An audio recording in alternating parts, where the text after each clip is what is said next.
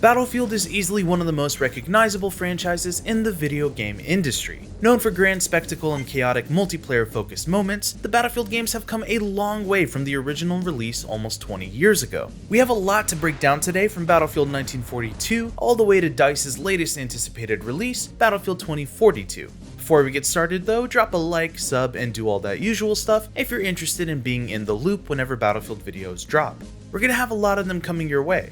So let's dive into the history of Battlefield, beginning with the game that started it all. Battlefield 1942 was the first Battlefield game ever, and looking back at some of the gameplay footage, it just gets me feeling all nostalgic inside. It was originally pitched as a GameCube exclusive, believe it or not, but considering that Nintendo had no online strategy at the time, the platform of choice eventually became PC. Battlefield 1942 was developed on the Refractor engine since Frostbite wasn't really a thing yet. It had a single-player mode against AI bots and multiplayer online or on a local network. So for all you youngins out there, this meant that if you wanted to play with your friends, you had to lug all of your PC shit to their house. Battlefield 1942 had special infantry classes which would become a long-lasting staple of the series: infantry, scouts, assault, anti-tank, medic, and engineer. The later games would redefine and simplify the roles, but in Battlefield 1942, each class had its own tactical advantage.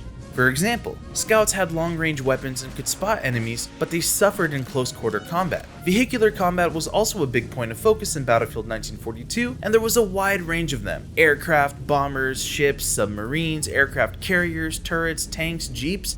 The list goes on and on. The maps were based on World War II and included locations from the Pacific, European, North African, Eastern, and Italian fronts. The main forces were the Axis powers against the Allies, and the game put emphasis on multiplayer compared to the countless other World War FPS shooters released around that era, such as the Call of Duty and Medal of Honor series. Battlefield 1942 had control point focused gameplay. Capturing points allowed teams to gain forward momentum through the use of spawns. When a flag was captured, players could access vehicles that would then spawn near those points, giving a combined arms advantage. These tactics were often used in Conquest, the default Battlefield game mode, where in the case of Battlefield 1942, a team would be unable to respawn once all the control points were lost. Battlefield 1942 set a fantastic framework for future Battlefield games to build off of, where online multiplayer is the main focus, with high-octane combat and sandbox moments compounding together, resulting in a lot of fun chaos and fast action. It had DLC in 2003 with Battlefield 1942 Road to Rome and Battlefield 1942 Secret Weapons of World War II. Road to Rome introduced very minor class changes like bayonets for engineers' rifles, as well as additional maps focusing on battles taking place in Italy. Secret Weapons of World War II had a few more features like a new gameplay mode and new factions like the SAS Commandos. There was even a jetpack. Now, this set the trend for Battlefield DLC to include basically newer updated maps, weapons, and vehicles, but not much else. Although, there are some notable exceptions, which we'll be sure to mention later on. Battlefield Vietnam in 2004 was an official sequel to 1942 and featured asymmetrical warfare in its gameplay, which is kind of neat. The US and North Vietnamese were the two obvious factions in Battlefield Vietnam and were given wildly different kits and vehicles. The US forces relied on mechanized warfare, while the Vietnamese relied on infantry tactics. So you'll find things like heavy tanks and helicopters and bombers for the US, while the Vietnamese were given opportunities to counter, equipped with things like anti-tank and anti-aircraft weapons. The intention was to accurately depict the historical conditions of war. Cool attention to detail was given to the gameplay, with the Vietnamese having a Saipi hole, basically a mobile spawn point that represented the vast tunnel networks the Vietnamese actually used during the war. There were also improvised weapons and tactics used, such as punji stick traps. Some cool quality of life adjustments were introduced, like allowing players to swap vehicle soundtracks with their own music, and Battlefield Vietnam introduced passenger gunners, a gameplay mechanic that would carry on to future Battlefield titles. Battlefield 2 was a big leap forward for the franchise, introducing changes that emphasized teamwork and collaboration. There were plenty of improved physics, dynamic lighting, and a rudimentary introduction to destruction, one of the most important traits that would develop into defining many modern Battlefield games. The reason all of this was possible was thanks to the upgraded Refractor 2 engine. The story in Battlefield 2 involved a world war fought by the US, EU, and UK against Russia, China, and the fictional MEC. Beyond that, there wasn't much else on a plot level. The game's single-player mode included 3 difficulty settings, and both single-player and multiplayer used the same maps. If you decided to go solo, the single-player mode had 16-player battlefields against bots. And if you had the privilege of playing online, the internet multiplayer modes offered up to 64 players. Now that became a common player count in later games, but it was super groundbreaking at the time. Players weren't restricted to choosing a single class, since they could swap on the field by picking up any kits from dead soldiers, and player classes remained largely unchanged except for a Special Forces class and the introduction of the Support class. Battlefield 2 only had one exclusively water-based vehicle, the rigid inflatable boat. However, certain vehicles were multi-terrain and they could travel in water. Squads included up to 6 soldiers, and teams could be up to 9 squads, with an integrated voice-over IP system letting squad members chat with each other. If you were a leader of a squad, you could assign objectives in the game, like attacking an area. Squad leaders could also issue requests for assets from a team commander, and it was one of the most significant additions to Battlefield 2. The commander was a new position that could only be filled by one player on each team. Anyone could apply for the spot, but the game would give priority to those of higher rank.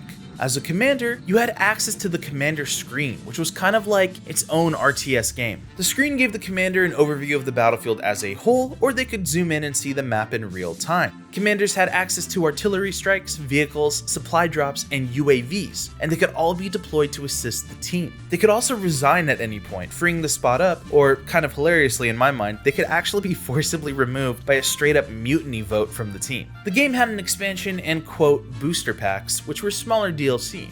Battlefield 2 Special Forces brought the usual additions of weapons, vehicles, and maps, but added infantry equipment like zip lines and grappling hooks, which did significantly alter the gameplay. The booster packs consisted of Euroforce and Armored Fury, and brought less notable additions. There were in-game rewards in Battlefield 2 in the form of unlockable weapons, ribbons, badges, medals, all acknowledging your gameplay accomplishments. Battlefield 2 also had an in-game recorder for replay. Files could be downloaded from a server that supported the recorder, and each recording would be played in the Battlefield 2 engine, sizing up between 1 to 8 megabytes, which, man, I wish we could go back to those file sizes, huh?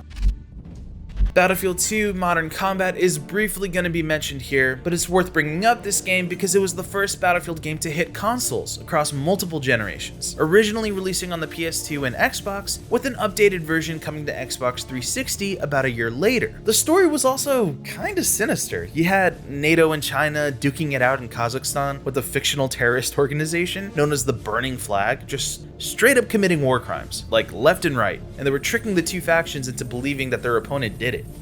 That's just kind of messed up if you ask me. But moving on. This one might hit home for some of the OGs in the comments. The fourth mainline game in the series, Battlefield 2142, came out in 2006 and was set during a new ice age, depicted as, quote, the new Cold War of the 22nd century.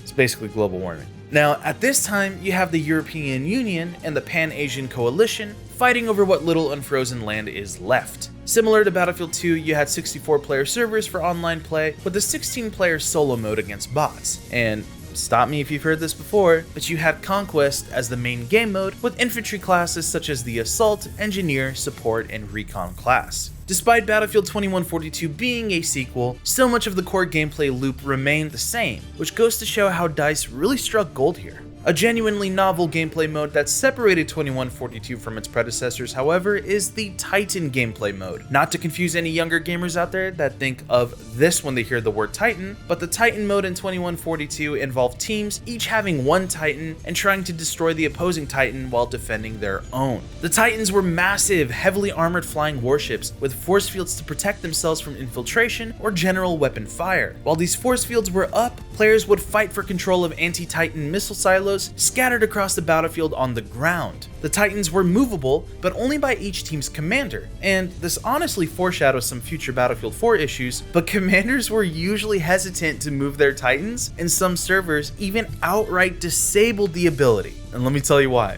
The reason behind this was because when the Titans moved, it would cause the servers to be so unstable as a result of dramatic latency issues that it would cause players to crash or be removed from the game. Now, the Titans defend themselves and contribute to the fight on the ground with 4 anti-ground guns and 2 anti-aircraft guns. If players were able to bust the Titan's force field shields, there were 2 ways to destroy the enemy Titan at that point. One is to just use the anti-Titan missiles, which is boring. The other is to board the Titan using assault pods, launch from an APC, air transport, or even another Titan. And then once players landed inside that Titan, they would have to destroy 4 reactor consoles to gain access to the main reactor room. And then finally, you would blow up the reactor and you would have 30 seconds to escape before the Titan explodes. So you tell me which one sounds cooler. Now, I've personally never played Battlefield 2142 despite actually owning a lot of the OG collection, but this sounds awesome as hell, and I clearly missed out. No doubt, the destruction of Titans must have been a point of inspiration for DICE when they eventually incorporated Levolution in Battlefield 4 and Behemoths in Battlefield 1.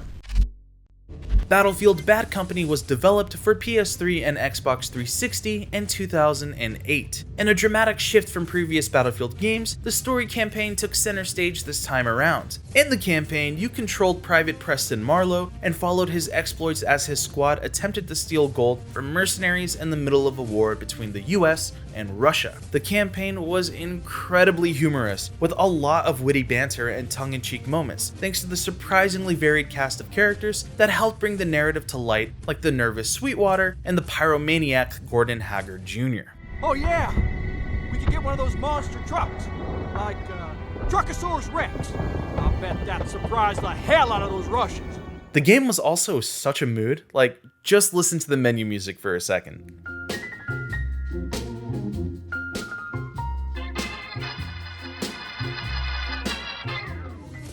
Classic. Now, we've also ditched the days of the Refractor engine and are now entering the first years of Frostbite. The destruction capabilities of Frostbite 1.0 weren't advanced yet, but you weren't confined to things like blowing up bridges only in Battlefield 2. In Bad Company, you could use explosives to blow some holes in house walls, and you had access to different types of utility and equipment. For instance, you could regain health by jabbing yourself with a needle that was on a cooldown timer, or you could repair any vehicle with an engineer-style tool. With such a dramatic shift in prioritizing the campaign, the multiplayer didn't quite reach the grand scale of prior games, but it was still fine, honestly. Like, what matters is that the game excelled with its goal of being designed for consoles first. The multiplayer modes in Bad Company were small, with support for only up to 24 players, and despite a good variety of vehicles like attack helicopters, there were no longer any fighter jets or bomber planes.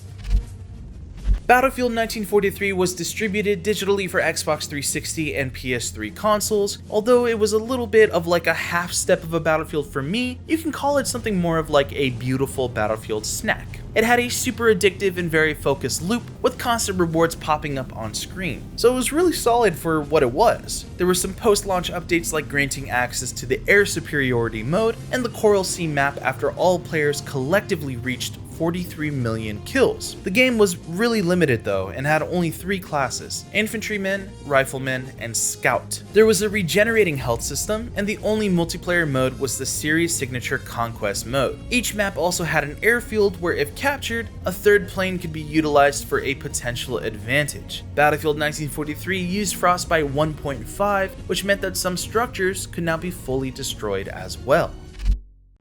Alright, I know you guys have been waiting for this one because now we are cooking with gas. We have reached arguably the best Battlefield game of all time. Trust me, I am not speaking from personal experience since I haven't had the privilege of playing Bad Company 2 as much, plus I'm a little partial towards Battlefield 4 and 1 just because I grew up with those games, but instead, a huge number of you guys watching my Battlefield videos have been super vocal, sharing your experience with Bad Company 2, and it is undeniable that this game is clearly one of the top Battlefield games ever released, with only the original Battlefield 2 pulling equal enthusiasm from series veterans. Picking up where Battlefield Bad Company left off in the campaign, you regain control of Preston Marlowe, with slick war film style cutscenes and an Indiana Jones worthy plot. You could just sit there for hours listening to the squad banter. There were new vehicle additions like the quad bike, a personal watercraft, the Sikorsky UH-60 Black Hawk, and a Northrop Grumman MQ-8 Fire Scout that can be controlled from remote computer terminals.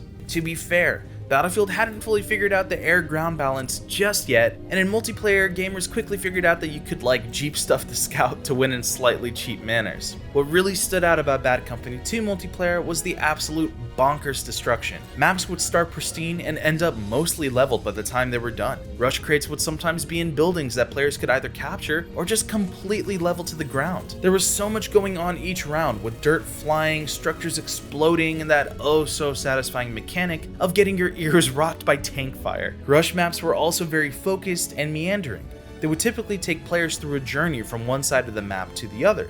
Bad Company 2 Vietnam was a DLC that had 5 new maps, 6 vehicles, and 15 weapons, with the 5th map, Operation Hastings, originally set to be unlocked when the community reached 69 million team play actions, such as revives, resupplies, and assists on each platform. The game also added a PvE co-op mode called Onslaught later on. Battlefield 3 came out of the gate firing with a visually souped up Frostbite 2.0 engine and was released on PC, PS3, and Xbox 360. The 7th main installment in the Battlefield franchise, Battlefield 3 was a direct sequel to Battlefield 2, and its campaign followed 2 different characters, Henry Blackburn and Dmitry Mayakovsky. Battlefield 3 reintroduced a lot of elements that were absent from the Bad Company games, such as a variety of aircraft, the ability to go prone, and 64-player battles, which seemed like a console restraint, as only PC players could really access those massive lobbies in Battlefield 3. The ground areas on Xbox 360 and the PS3 versions were also limited to help accommodate the lower player count, making for a lot of close-quarter boundaries. The maps themselves were set in real-world locations like Paris, Tehran, New York City, Oman, and had a wide variety of urban streets, metro downtown areas, and open landscapes, suited to vehicle combat. The Battle Log, which was a free cross-platform social service with the built-in text message, voice comms, and game stats, allowed players to even join games of friends that were already playing mid-match, so long as you both were on the same platform. I'm not gonna lie though, especially on PC, I wasn't the biggest fan, and I've only had to deal with the system recently. Having to launch games from an internet browser that constantly had updates and often crashed didn't really seem like the best idea. Either way, with Frostbite 2.0 came Destruction 3.0 and more extensive weapon attachments, which meant that certain weapon mechanics were reworked to take advantage of the new engine. Rocket launchers could disable vehicles now before completely destroying them. Bipod attachments became a thing that could be deployed while prone or near appropriate structures like ledges, providing huge boosts to recoil control and accuracy. Falling debris was now potentially lethal to the player, and suppressing fire was added, which wasn't really my favorite thing, to be honest, because with suppressive fire, the player vision would get super blurred, and you'd take a penalty to health regeneration and accuracy, which is good for realism, bad for having fun. Thankfully, it was later toned down though. You also had micro-destruction, where some smaller primary guns could shoot through some things like wooden walls or even glass windows. Battlefield 3 DLC was plentiful, like Back to Kharkin, Close Quarters, Armored Kill, Aftermath, and Endgame. They also included things like unique dog tags, remade throwback maps from Battlefield 2, and these were all neat additional bites of content added on to Battlefield 3. The game also had a lot of Easter eggs, referencing other EA games like Mirror's Edge and even Mass Effect. Battlefield 4 is one of my personal favorites and is the Battlefield game I spent all my time in college with. I love this game so much, I made an entire video about it on this very channel. And it turns out I wasn't the only one that likes the game. Contrary to many critics, I actually really also enjoyed the campaign, which had several mini sandbox style levels. Your character, Wrecker, could have teammates engage enemies at your command, and you could mark enemies with tactical binoculars. The set pieces were pretty wicked, and the campaign was a fun sideshow to the main attraction, the multiplayer. Battlefield 4 brought 64-player matches to all current gen platforms at the time, like the new Xbox One and PS4, with older gen consoles like the 360 and PS3 being relegated to 24-player matches. Players could use the spectator mode to watch through first or third person cameras, or a free roam camera to pan around the map from any angle. Sadly, the replay mode did not return from Battlefield 2. The most significant change to Battlefield 4's gameplay, without a doubt, was Levolution. We've got another video entirely dedicated to breaking down all the different types of Levolution in Battlefield 4 and why they're so great, but to briefly explain here, Levolutions were pinnacle Battlefield moments, where the map would change, sometimes in dramatic fashion in real time, based on the player's actions. Because most Levolutions had a trigger. Maybe you started a detonation countdown, or maybe you blew up the supporting base of a hotel resort, causing it to topple spectacularly. The majority of the game otherwise was very similar to Battlefield 3, but they reduced the annoying suppression blur for the most part, as far as I could tell, and expanded the weapon attachment system. Weapon kits were slightly tuned as well, with carbines being available to all classes, but PDWs being exclusive to engineers. Recon kits were more mobile and could zero in on sights by setting aiming distance, with more optics and accessories than previous games. The game, unfortunately though, had a huge number of technical issues upon release, so much so it became a point of genuine controversy, with even lawsuits being filed. Players were being booted out of servers left and right, and it was extremely difficult to complete a game from start to finish. Ironically, the coolest part of Battlefield 4 also ended up being its Achilles heel from a stability standpoint, and the network issues were kind of similar to one of their older games. Remember the Titans from Battlefield 2142? Yeah. Because anytime Levolution occurred, players in the server all held their collective breath, hoping they wouldn't get booted from the sheer amount of data that the server was processing as the Levolution played out. It wasn't just below par network connectivity either. The game was super buggy and glitched out all the time. But thankfully, with consistent updates from DICE, the game shaped up quite nicely, and with an incredible amount of content thanks to DLC releases like China Rising, Naval Strike, Dragon's Teeth, and so much more, Battlefield 4 turned into a super fun game played to this day. Battlefield Hardline is a mainline Battlefield game, but wasn't directly developed by DICE. Visceral Games took the helm for this entry and decided to introduce a completely different spin on the Battlefield formula. Rather than military warfare, we got a game that focused on crime and heists, basically glorified cops versus robbers. The game continued the trend of Levolution and had some really fantastic spectacles of its own. The Levolution in Battlefield 4 was fantastic, sure, but I found the bank vault crashing down or the construction crane careening into nearby buildings to be criminally underrated. Battlefield Hardline introduced completely new multiplayer game modes. Players could dive into games like Heist, where criminals try to break into a cash-filled vault or attempt to blow open an armored truck and then escort cash-filled packages to extraction. Blood Money was a mode combining capture the flag elements with tug of war, where both factions try to swoop cash from an open crate in the center of the map and return it to their armored truck, while players also had the option to steal money from the opposing team truck. Hotwire flipped the traditional Conquest mode of flag capture points, instead using cars that players would hotwire and drive around. Driving above a certain speed would bleed out the enemy team's tickets, similar to how controlling a flag majority in Conquest would. There were a few competitive modes too that were narrowed down to 5v5 battles. Rescue and Crosshair both gave players only one life, but with interesting setups. In Rescue, SWAT officers would try to rescue hostages, whereas in Crosshair, the criminals would be on the move instead, attempting to kill a player-controlled VIP that was basically a snitch and had defected to the cops. Next time on Hardline.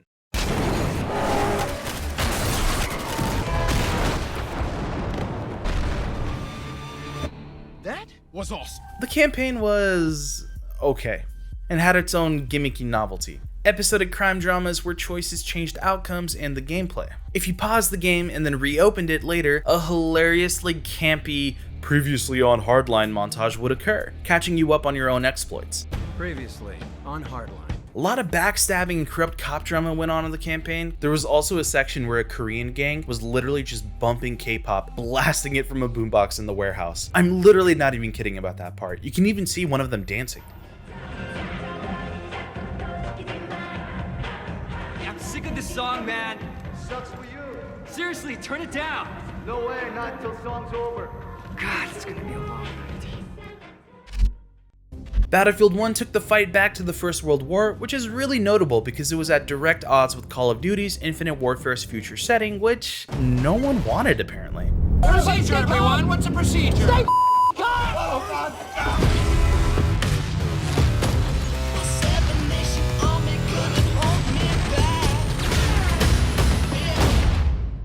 It was a massive PR win for DICE in that Battlefield 1, which was inspired by historical events, looked gritty and grand and incredibly intriguing. The World War I backdrop added distinct weapons like bolt-action rifles, SMGs, auto and semi-auto rifles, artillery, flamethrowers, and poison gas.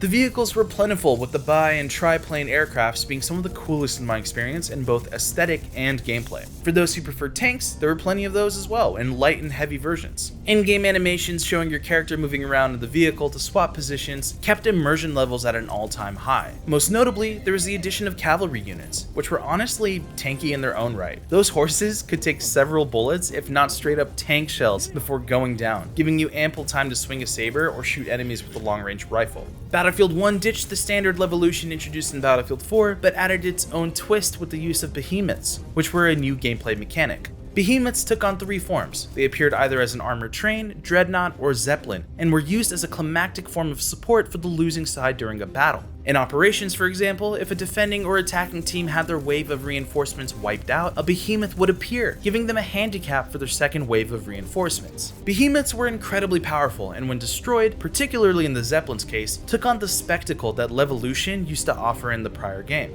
The campaign wasn't one cohesive story, but a collection of different accounts across different countries and units. The prologue in particular was interesting, in that as soon as your character died, you moved on to another perspective, simultaneously putting names to the forgotten faces of war, while ironically having you literally forget those names at the same time. As you moved between character after character in the games, you could feel DICE's symbolic nod to the casualties of war. The multiplayer maps were awesome, with plentiful locations ranging from the Western Front to Arabia to the Alps. There were also new game modes like War Pigeons, where players would secure war pigeons and use them to call artillery strikes. Operations were a brand new mode, and they were one of my favorite Battlefield modes of all time. They were super long war campaigns in multiplayer that were similar to Rush, but if the attackers captured all the different sectors, the battle would continue onto a completely different nearby map. If you want to talk about Battlefield moments, take some time to appreciate the incredible adrenaline rush felt when a sector was successfully captured. The transition towards the next sector, as characters in-game just start howling with planes and tanks whizzing by on your way to the next arena with the music swelling, was nothing short of magical. Just listen to this.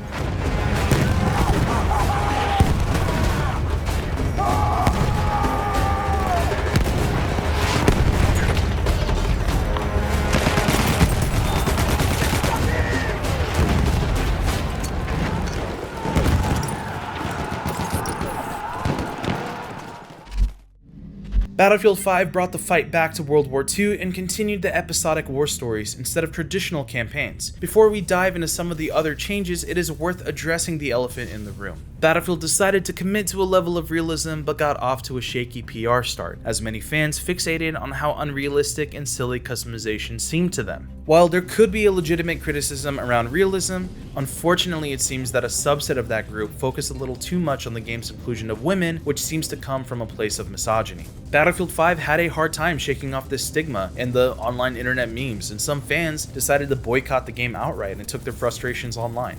The fact remains that Battlefield 5, although not a smashing success, wasn't nearly as awful and horrible as many people swearing in the comments section of the trailer would want you to believe. But I am also not saying that the game was perfect. The fact remains that all Battlefield games have room to improve. But I just wanted to square this away with you guys, so we can all move on together, because we have so much to be excited about with Battlefield 2042 later down the road. Behemoths and Levolution were gone in Battlefield 5, but destruction still played a heavy role with players able to craft bunkers and turrets with various kits to use. The maps were pretty varied, with some encouraging close quarters, while other maps represented real-life World War II battles such as Panzerstorm, a map that had an incredible amount of tanks and vehicles. Lastly, there was a new Battle Royale mode known as Firestorm. The name represented the growing fire that took the role of being the Battle Royale mode's map boundary that progressively began to shrink as the round continued. Firestorm also featured the largest Battlefield map of all time, Halvoy, and the mode wasn't developed by DICE directly, but by Criterion Games. I don't think Firestorm ever took off in popularity compared to the other modes, but I also don't know how much of that is relative to people disliking Battlefield 5 as a whole. For those of you in the comments, let me know if you actually enjoyed Firestorm.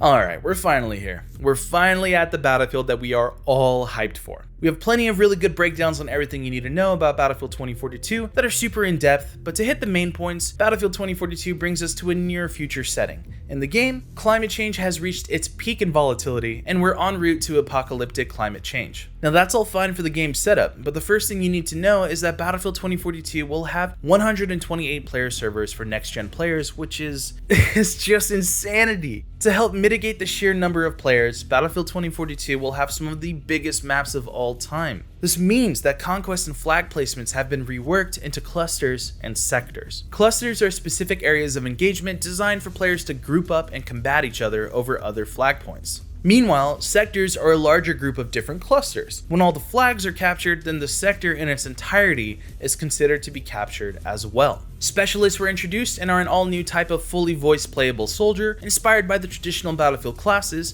specialists will be equipped with individual unique traits and a specialty with fully customizable loadouts available. There will be 10 specialists at launch, with 4 planned in upcoming seasons. Already revealed are Boris, Casper, Falk, McKay, and Irish, with more details on the remaining specialists coming later. The specialties and traits are unique and cannot be changed. For example, Falk is a combat surgeon and has a trait that allows her to revive allies to full health, having an advantage over squad revives which take longer with not as much health gained. McKay, on the other hand, has a grappling hook specialty, allowing him to quickly swing up to high ground. Each squad will have 4 players max, and in Conquest and Breakthrough, squads can have more than one of the same specialists. 2042 will also have fully customizable loadouts for all players, where you no longer have certain weapons restricted based on class. Instead, you have access to all primary weapons, equipment such as medical crates or anti-vehicle weapons, a secondary weapon, and a throwable. There's a new tablet-based call-in system for allowing you to call in everything from an APC to a Boston Dynamics looking robodog known as the Ranger. The system is based on an allocation of team points and has a cooldown timer. There are also environmental hazards such as EMP storms, sandstorms, and tornadoes, all part of the new dynamic weather system. Battlefield 2042 won't launch with naval warfare according to a recent Battlefield briefing, but in my mind, there's room for a potential there for DLC, similar to Battlefield 4's Naval Strike expansion. And we already know there will be remastered maps thanks to Battlefield Portal. The game will also not have an offline mode, but you can still hop in and train with bots, which are also included in 128 player server madness. Lastly, Battlefield 2042 has confirmed cross-platform play being a work in progress, and that with cross-play comes cross-progression and cross-commerce, meaning all of your purchases and progress on one platform will carry over on a central account, allowing you to access it all on a different platform.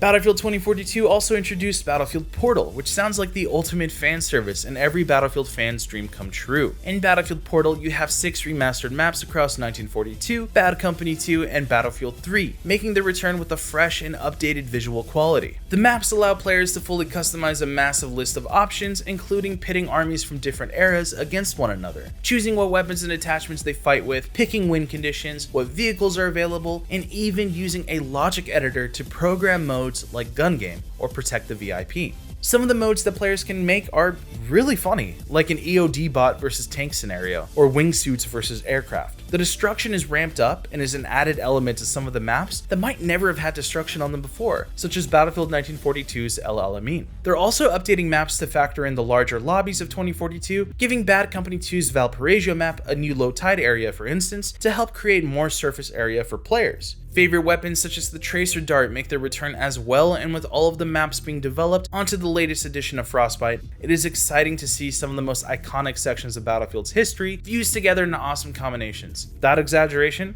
it looks like one hell of a good time.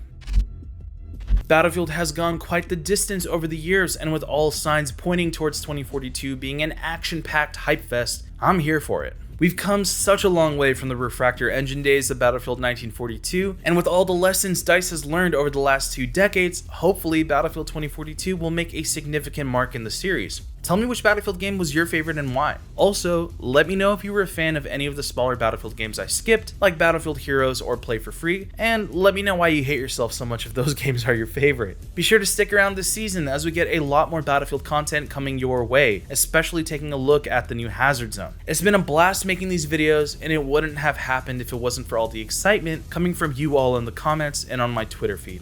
So a big thank you. I'm excited to whip up some more videos for you guys in the future, so make sure you stick to GameSpot. Until next time.